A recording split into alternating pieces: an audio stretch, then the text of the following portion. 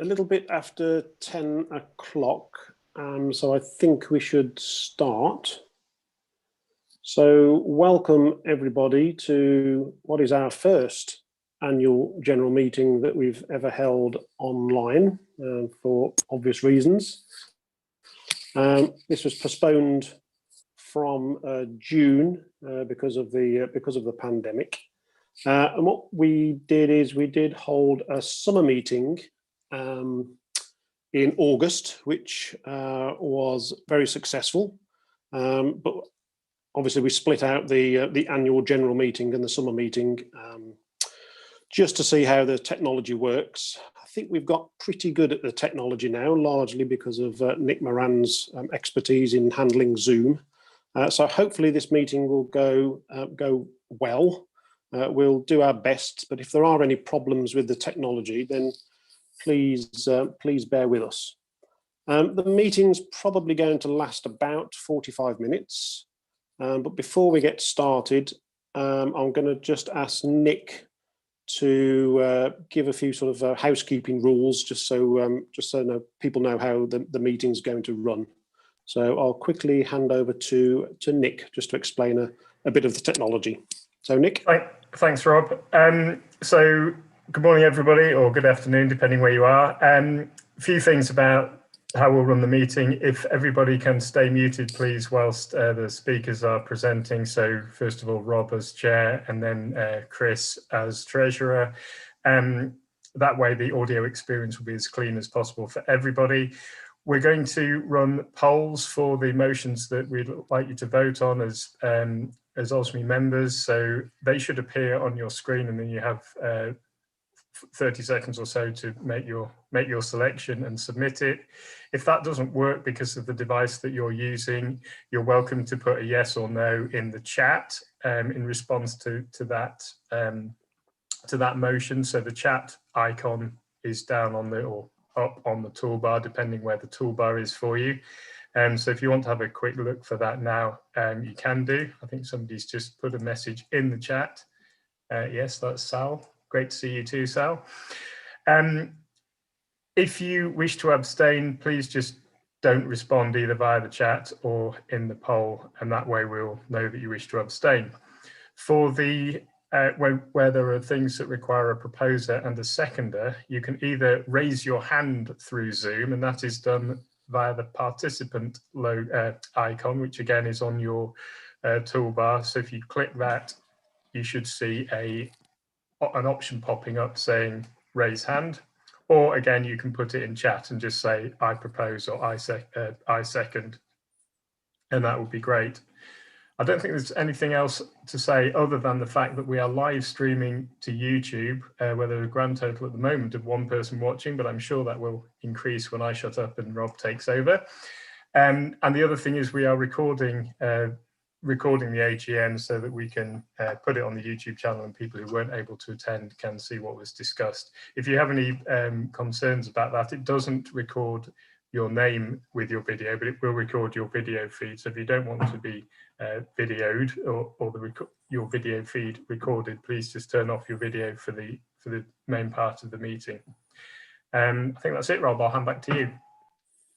Okay, thanks very much, Nick.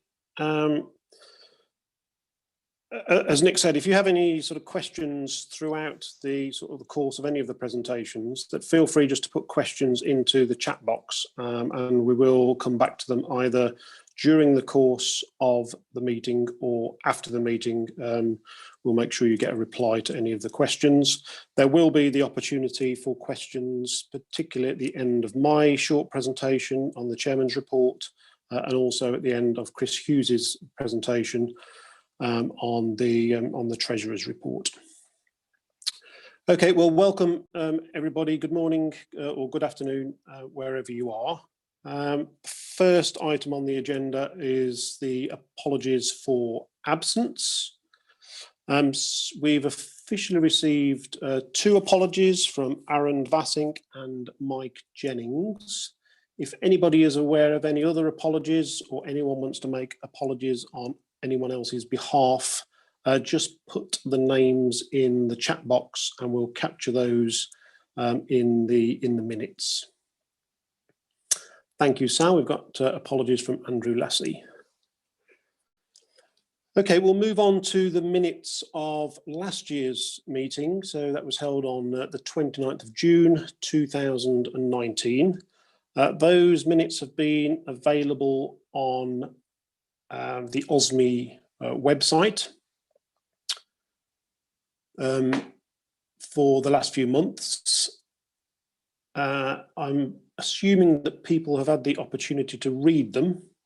And what we now need to do is to adopt those as an accurate reflection of last year's meeting. So we'll do that via one of Nick's polls. So Nick, if you're able to run that poll now, and if people can vote whether they recognise the minutes as a true reflection of that meeting, then we can formally adopt those and they will become the official minutes.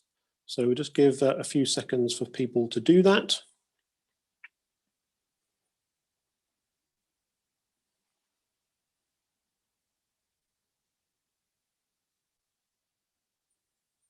How's that looking, Nick? Yeah, 68% of people have voted. Again, if you want to put yes, no in the chat, if that's easier for you, you're welcome to do so. I'll stop this in just a moment. Okay, Jeff Welsh has said yes. Presumably he can't access the voting poll.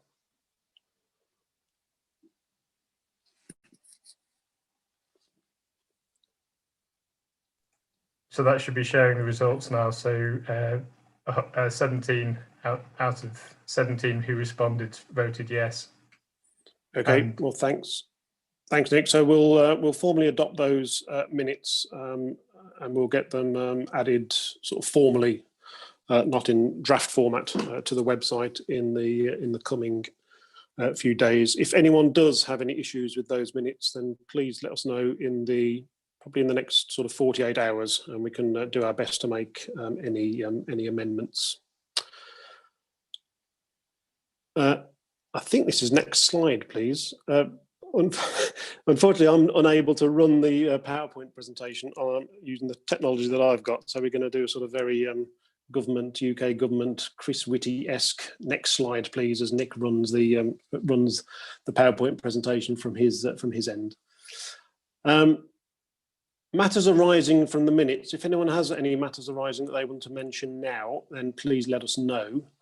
There are 2 points or 2 questions that were asked at last year's AGM, which I will address now. So the first one, Richard Porter asked a question about why Osme have not been selecting sort of new vice presidents in recent years. So the reason why that hasn't happened is because we've been reviewing the role of vice presidents. That's taken a little bit longer than we expected. At the council meeting that we are having at the end of the AGM, Osme Council will be discussing a new set of terms of reference for Osme vice presidents, and then early in 2021 we will be approaching people to take on the role of vice presidents. So we are just revamping that role, and that is why in recent years we've not been electing vice presidents. So hopefully that'll deal with the question that Richard Porter raised, and in fact Richard has been involved in advising us on sort of the new terms of reference. There was also a question by Guy Kerwin about Osme setting up some sort of carbon offsetting scheme, which was an excellent idea, but we have looked into that. In terms of Osme setting up our own sort of scheme, it is incredibly complex and far beyond the capacity or ability of Osme to do. But what we have looked at is other schemes that Osme can sort of offset our carbon. And the one that we are particularly looking at is the World Land Trust.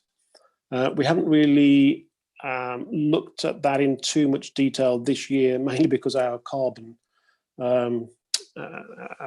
budget, if you like, has been zero this year because of the coronavirus pandemic. So in terms of council members travelling to meetings and things, we've not been doing that, so we haven't really sort of generated a significant amount of carbon, but we will definitely be looking at that in 2021 when we get back to sort of physical meetings, or if we get back to physical meetings, we will be looking to offset councils' carbon budgets, and we'll most likely be doing that through the World Land Trust.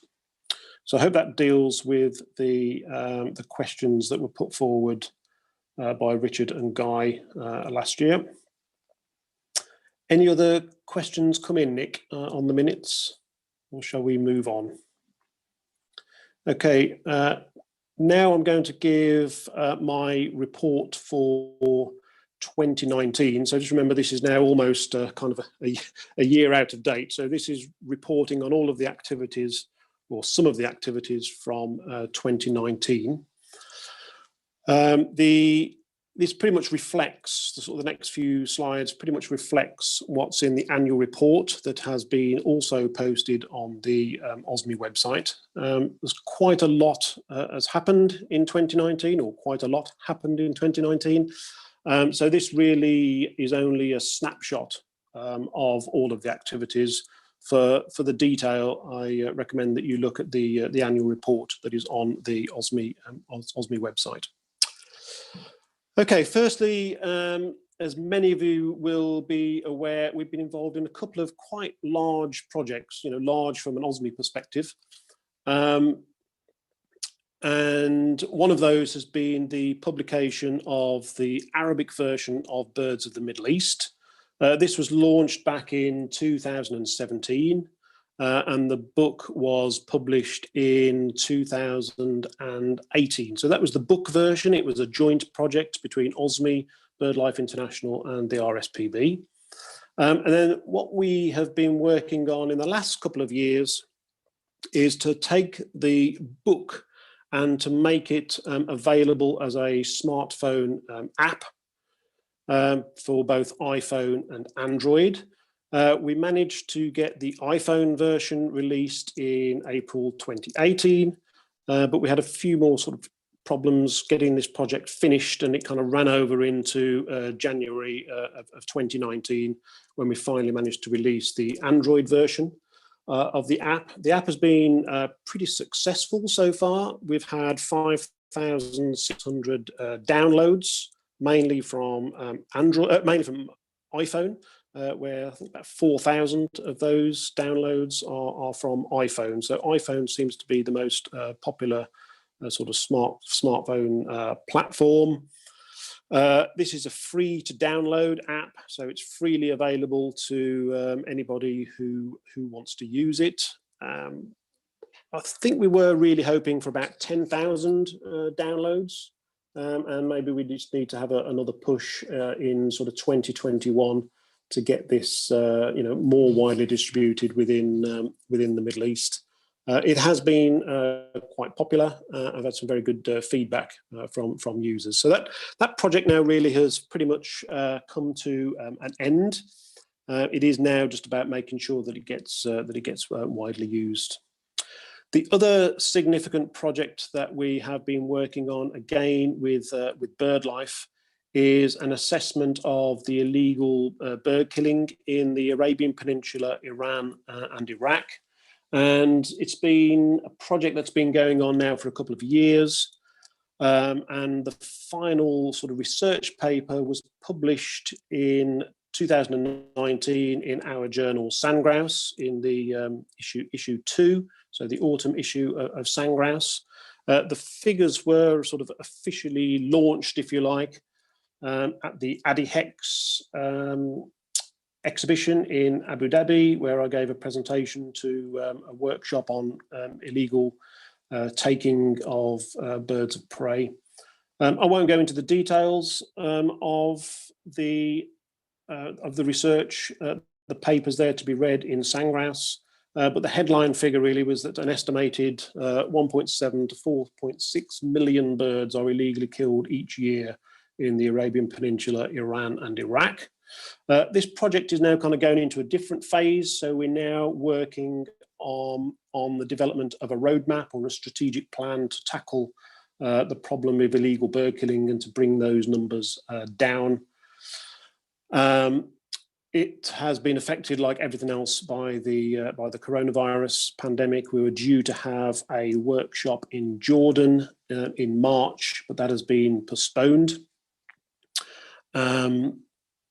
And we're now going through a process of doing the consultations sort of online. There'll be virtual consultations. We're not sure if we'll be able to hold a workshop even in sort of 2021. But this will be a project that runs for several years, and I'll be updating the AGM, I'm sure, in sort of years to come. So next slide, please. The other sort of really big visible contribution that Osme makes to conservation in the region is our conservation fund, our small grants programme. And particularly proud that this year we've managed to spend almost £20,000 on 11 projects, I think that is. I think it's 11.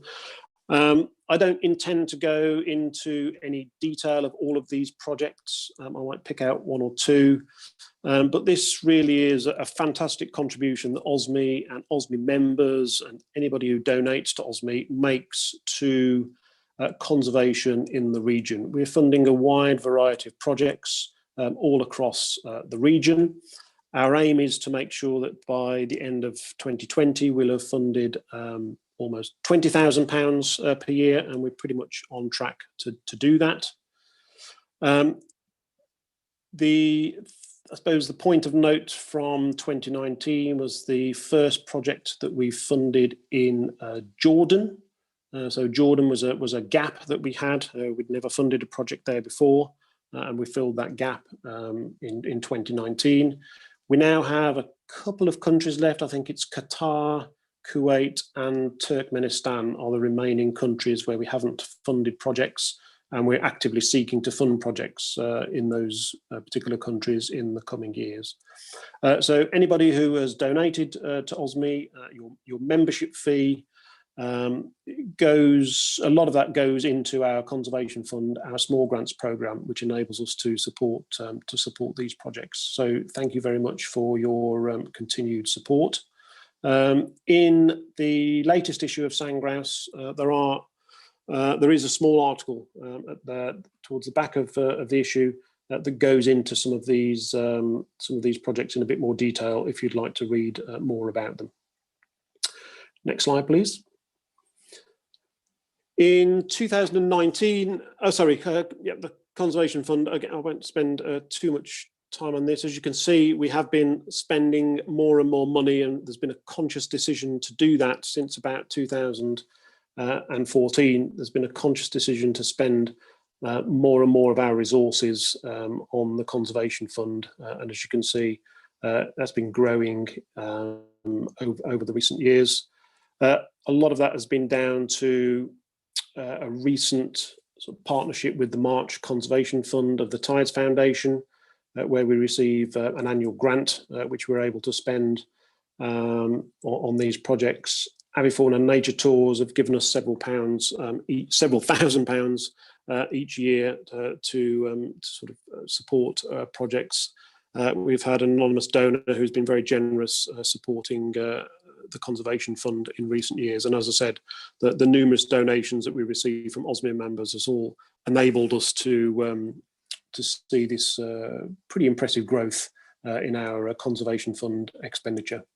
And just some quick thanks to what's called the Conservation Fund Committee. So we have an independent committee that is chaired by Maxim Koshkin here on the left, with the support of Richard Porter, Sharif Jabor, Hannah Raza, Nabeg, Ghazal Aswad, and also Maya Saruf Wilson, who I've been unable to source a photo from, but hopefully I'll have one for next year.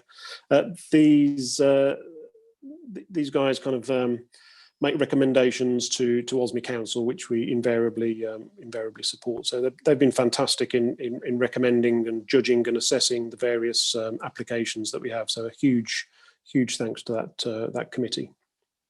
Next slide, please. And I think one of the big successes of 2019 was the establishment of the Youth Development Fund. So this is a specific small grants program that is overseen by Thomas Haraldson. We announced this fund or launched this fund at the Bird Fair last year in 2019 in August at Rutland, where Patricia Zarita here on the left, the chief executive of BirdLife International, helped us launch this specific fund, and this is very much down to Thomas. Thomas has been fantastic at developing youth projects in recent years in Azerbaijan and in Lebanon, and they've been incredibly successful at engaging with young bird watchers, young potential sort of ornithologists of the future. And we decided because of this to set up a specific dedicated fund where we'd try and expand the sort of projects that we can support. So we have an initial budget of about £5,000 per year to support these projects, and we're looking for more sponsorship going forward, applying for different sort of grants, etc., to enable us to increase that work. It's obviously been hit this year by the pandemic. Many of the activities that we had lined up have had to be cancelled or postponed, but we hope to come back with lots of initiatives in 2021. So this is really exciting fund that we're growing, and an increasing activity for Osme to engage the next generation of bird watchers. The next slide. And also in 2019, we launched a specific species conservation fund, and this was thanks to a legacy left by Trevor Poyser, who will be known to many of you. He's sadly passed away in 2018, left us a legacy which we have set up a specific fund to target threatened bird species. And more information is available on our website. I won't go into the details of which species are eligible, but it's basically species that are globally threatened and occur within the Osme region. This was launched at the AGM and summer meeting last year, or in 2019, and we made our first award. It's an annual award. One award of £5,000 per year is made. And in January, we made an award for a study of Egyptian vulture by Doğa Dinihi in Turkey, which incidentally, I just had a report come through last night, which I haven't read yet. So there'll be more on that project soon.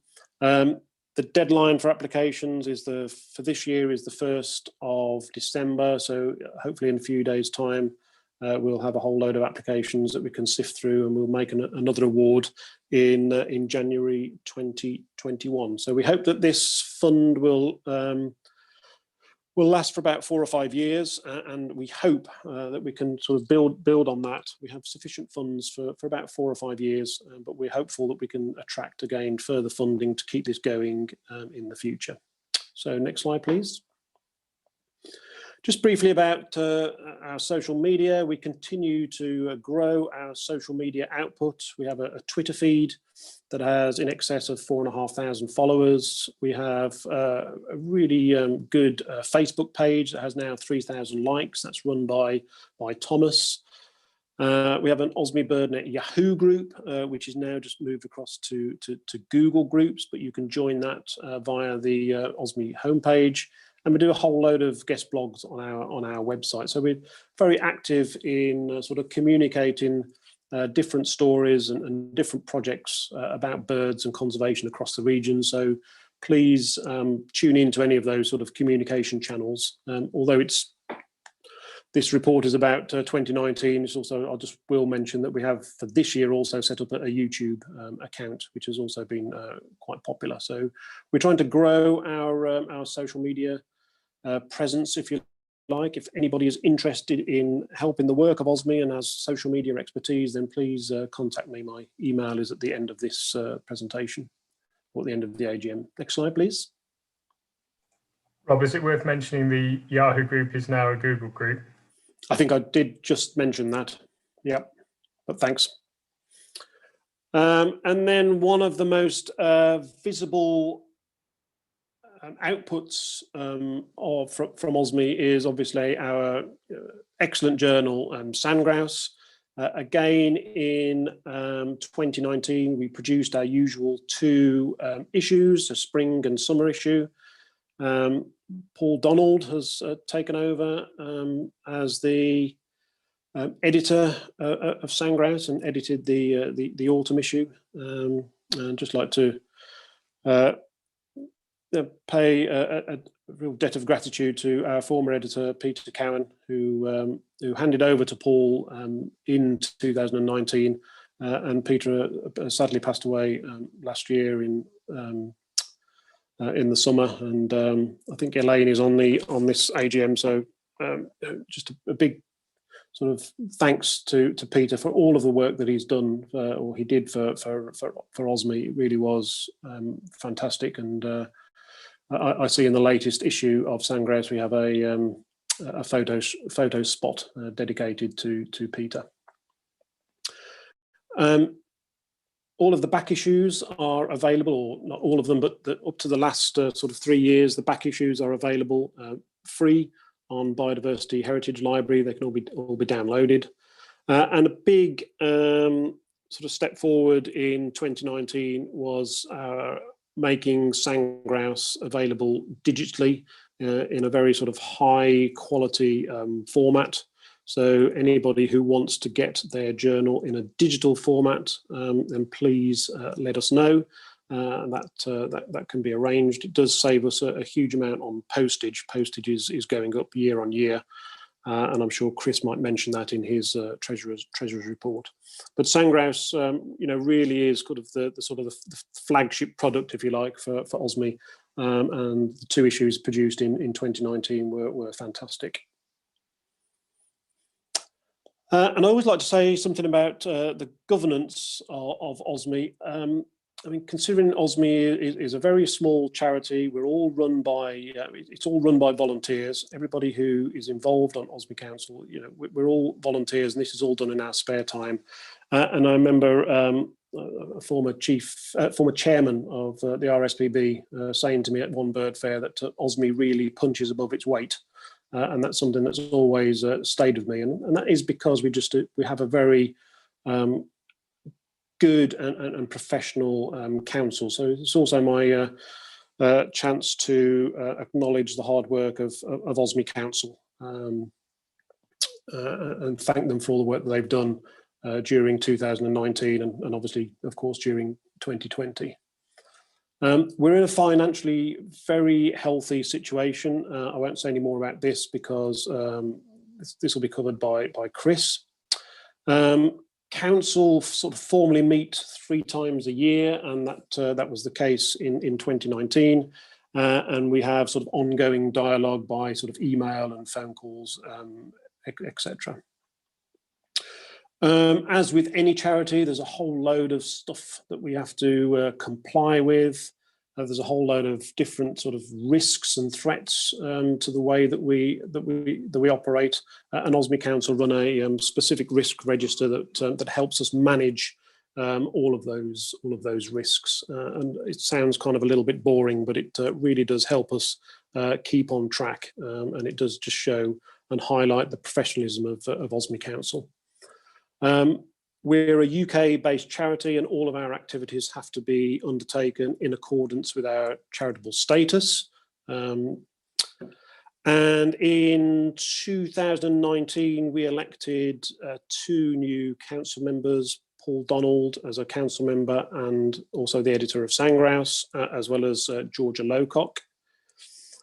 We have a relatively small council. Osme could do more work if we wanted to. There's no shortage of work for us to do. That is basically what we do is limited by the number of people on council. So if anybody wants to step forward and become a council member, then please get in contact with me. We're not short of things to do, and you would be most welcome to come and support the work of council. So if anybody on this call would like to have a chat with me about how they can get more involved in Osme Council, then please let us know.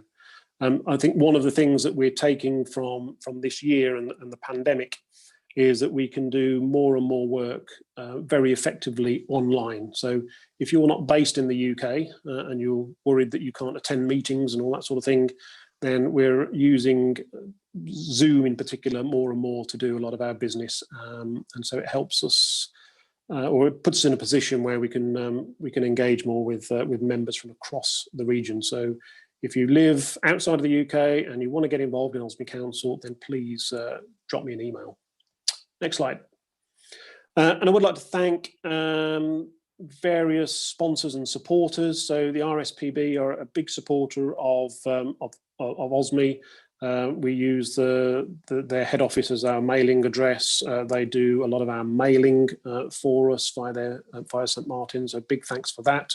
The BTO are incredibly supportive. They're allowing us to use their Zoom account, for example, which is very good. And BirdLife International, we have an MOU with BirdLife, and we've been working very closely with them, as I mentioned, on 2 of those big projects in particular, but on a whole load of other issues too. And our corporate sponsors have been fantastic. The support that they give us really helps us in many ways. Next slide. So that is my chairman's report on the activities in 2019. I've probably gone on a little bit longer than I would have hoped, and I'm sure as the Osme Council would have hoped. But if there are any questions that people want to raise now, please do. Any questions, I'm happy to take them. Nick, have there been any questions in the chat box that I can answer? There have been a number of very nice comments and 1 or 2 questions too. I think probably the one that would be best dealt with now is about can Osme donors specify the youth fund for their donation? Either yourself or Chris may want to answer that. I can answer that. Is yes, you can specify. If you make a donation, you can specify how Osme spend it, and what it'll do is it'll go into what's called restricted funds. And if I'm wrong, I'm sure Chris will correct me. Any other questions, or shall we move on to the Treasurer's report? The other questions were probably for council to discuss outside of the meeting, really, like whether we can, whether carbon offsetting can apply to funded projects, that kind of thing. Okay, yeah. Okay, in that case, if there are any more questions, please just put them into the chat box or drop me an email. My email will be at the end of this, all of the presentations. If there are any other questions, then just please let us know. In that case, I'll hand over now to Chris Hughes, who's going to present the accounts for 2019. Chris. Thanks, Rob. Thank you for listening to your report.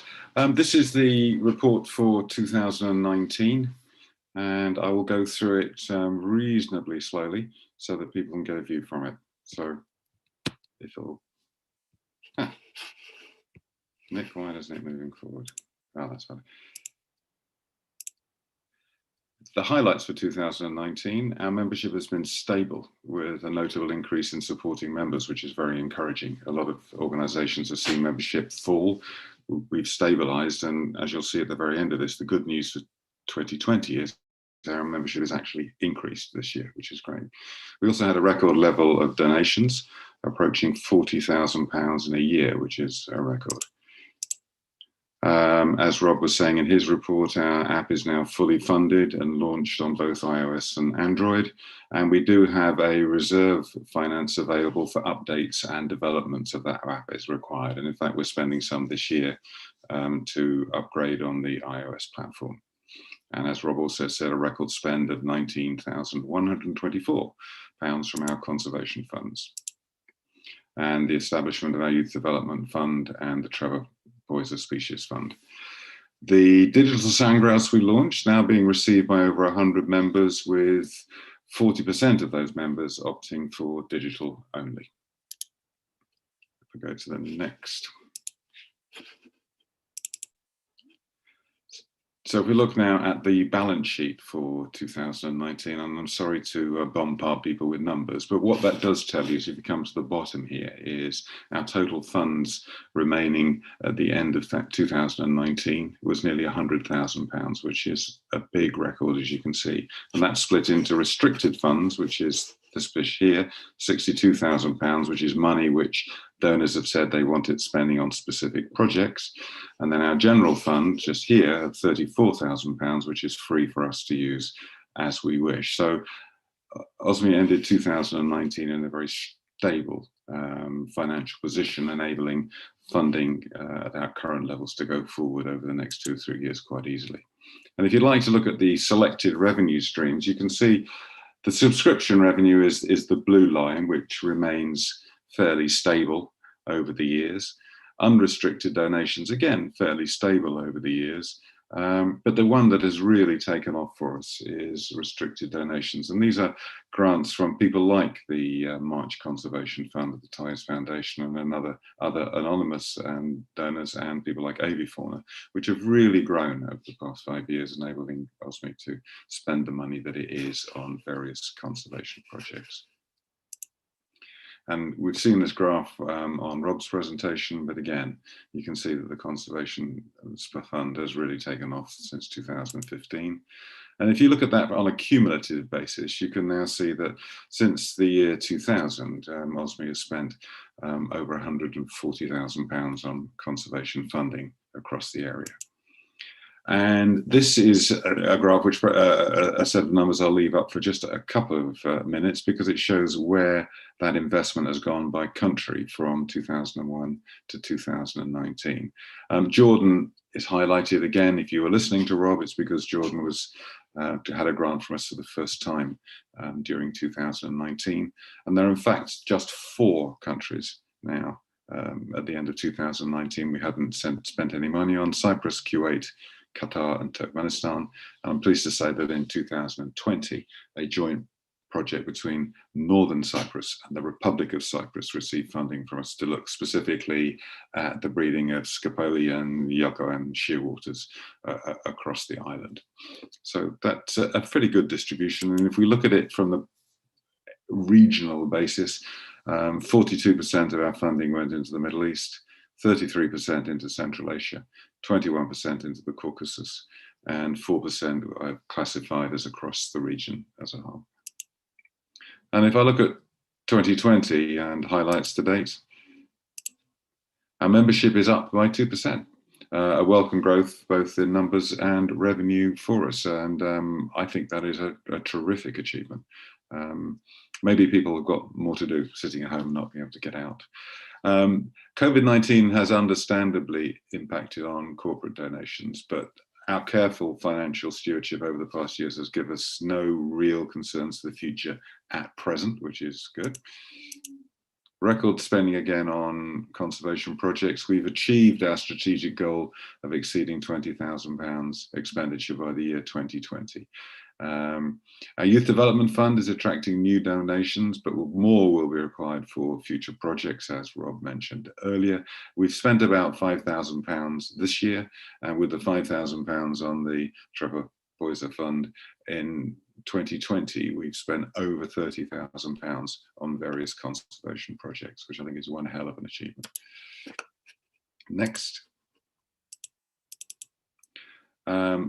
Projected year-end balance for us this year of around £85,000 ensures we can comfortably sustain and build on our current activity.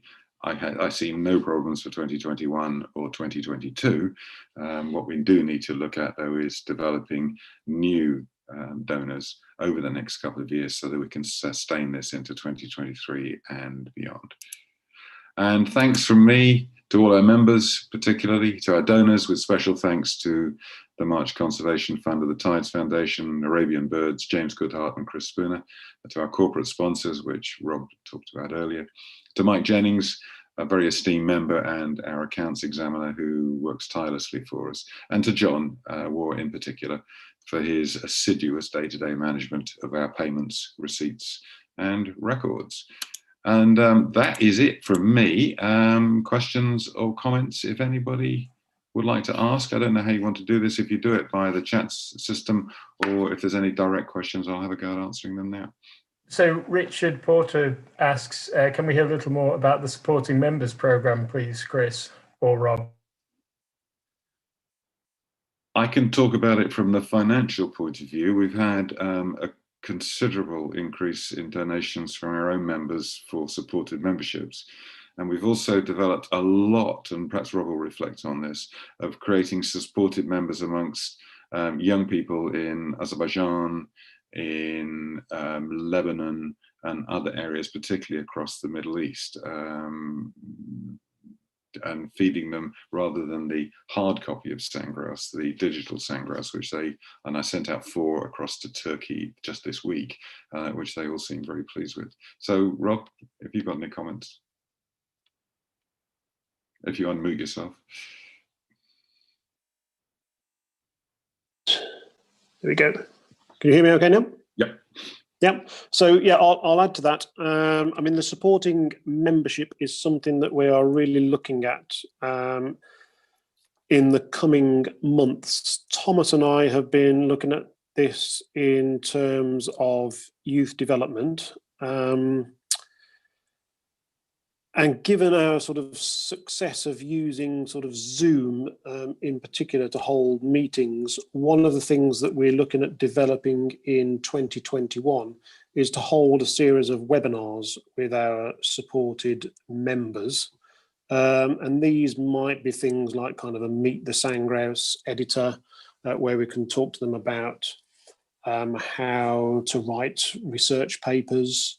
We might be just to have discussions about how to do bird monitoring. We could do webinars about bird identification, that sort of stuff. So we're looking at really starting to use our supported membership scheme, not only to provide a free copy of Sandgrouse, but also to help using some of the expertise that's on Osme Council and potentially even within the Osme membership to try and develop supported members, and guide them down sort of a career path in conservation, or just to make them sort of better bird watchers. So that, I think it's a kind of watch this space for 2021, because I think for our supported members, we really want to try and make the scheme more valuable than it currently is, or add real value to that particular scheme. I hope that answers your question, Richard, or gives you a flavour of what we're planning. Yes, indeed. Okay, I think it's a great programme, and all power to your elbow. Okay, and thanks, Richard, because I know you support a couple of supported members. So thanks for your support of the programme. Are there any questions to Chris on his presentation and on the accounts? There were no others in the chat during the course of it, unless anyone wants. In that case, can I ask everybody that they can approve those accounts? They've also been published in a draft form on the web and they've been available on our website over the past month at the back of the annual report. I would like everybody to approve those, if that's okay. Yeah, we need to formally adopt the accounts and get these sent off across to the Charity Commission. So if people could follow the poll and agree to adopt the accounts, that would be great. So we'll give it 30 seconds or so.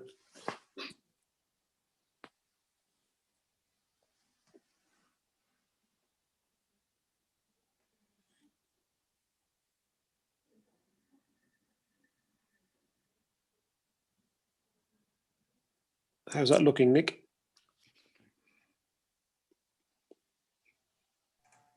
It's looking good.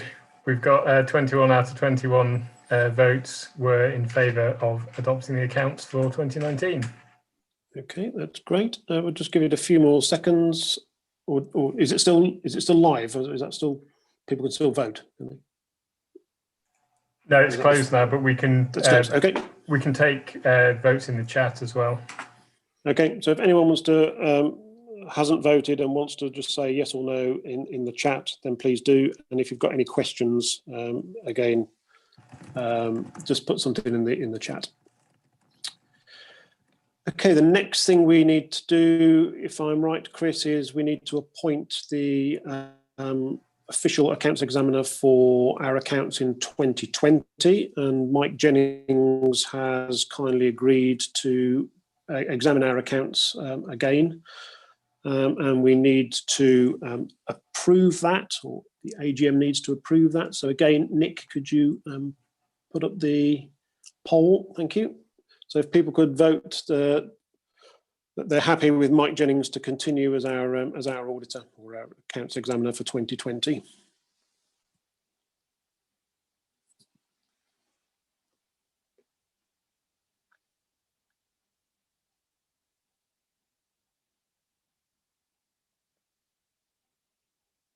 And let's give that a few more seconds. Oh, excellent. That's great. So thanks, everybody. Mike Jennings has formally been adopted as our accounts examiner for 2020. Chris, anything else on treasurer's reports or accounts, or are we now okay to move on? We're all fine. Just to let everybody know what we'll now do, we'll take the draft off the annual report and the accounts, and they will be submitted to the Charity Commission, so they go in the public domain, and I'll probably be able to do that either tomorrow or Monday. And then they're accessible to anybody who wants to have a look at them. That's great. Thanks, Chris. And a huge thanks to yourself and John for all of the work that you do on preparing the Treasurer's report and the accounts, and of course to Mike Jennings, who judges or examines our accounts free of charge. So thanks, guys, because really our financial stewardship really is excellent. And despite the, as you say, despite the problems globally this year with the pandemic, our accounts and our financial stewardship is really, really good going forward. So thanks very much for that. Okay, the next item on the agenda is the sort of formal election of council officers.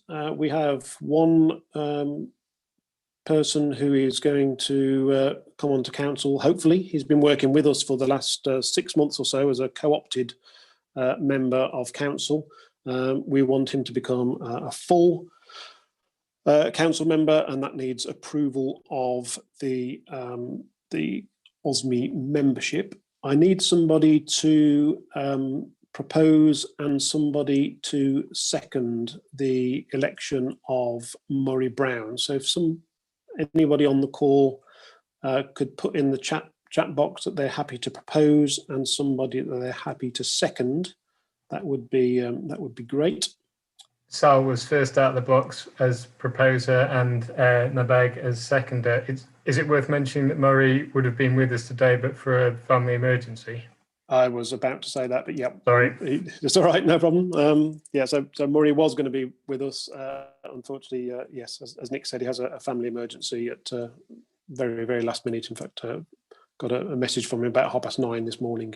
One of the things that Murray has been doing, and it's not visible yet, but it will be soon, he's been looking at the country profiles for all of the different countries that make up the Osme region, and kind of revamping these and putting them all on the website. And that's something he's been working on in the last few months. And hopefully things will start looking different on the website, hopefully before the end of the year. So that's been a nice chunk of work that Murray's done that we've been looking to do for the last few years. So Now we have him sort of propose and second. Does everybody agree with the appointment of Murray Brown to Osme Council? Please vote now.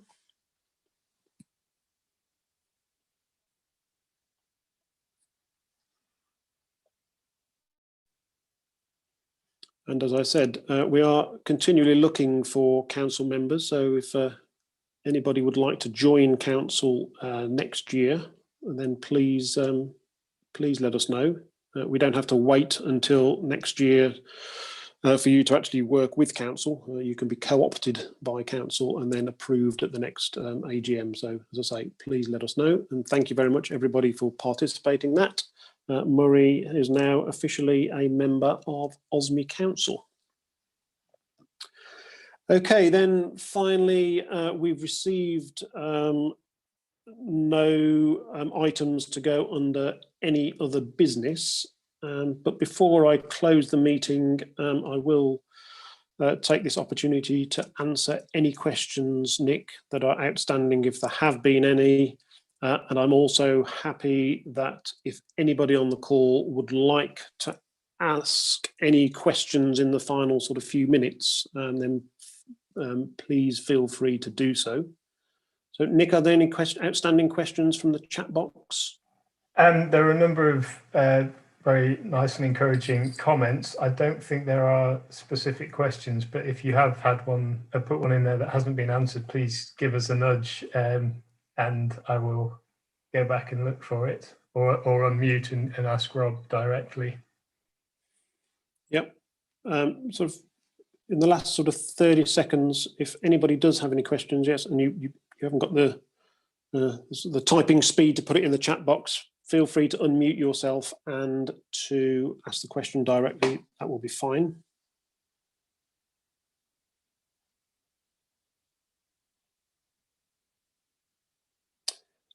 Okay, so in that case, what I propose we do is we bring the meeting to an end. Thank you very much, everybody, for joining in the AGM. I think what Osme Council will do is kind of reflect on today's meeting, and doing this by Zoom. I think one of the big advantages of Zoom is there are a lot of people. I'm looking now at various faces from across the region, and many people have joined in who normally wouldn't be able to join in because of the limitations of attending physical meetings. So that has been a real plus, I think, from today's meeting. So whether we can run these by Zoom in the future, I think, is something that Osme Council will certainly consider. We're not sure yet if we are going to be able to run a physical meeting in 2021. So I think this has gone reasonably well. Be glad to get your feedback via email if you think that it has gone well, or any comments as to how we can improve this in the future. Just a quick note, on the 23rd of January, we'll be running another online winter meeting where we have a series of speakers. We're just finalising the programme now, but that will be not an AGM as such, but it will be a chance for you to see different speakers from across the region talking about their work. So on that note, thank you very much, everybody, for joining. It's really great to see so many faces from across the region. Thank you for all of your support over not just the last year, but many years before that. And I look forward to hearing from you and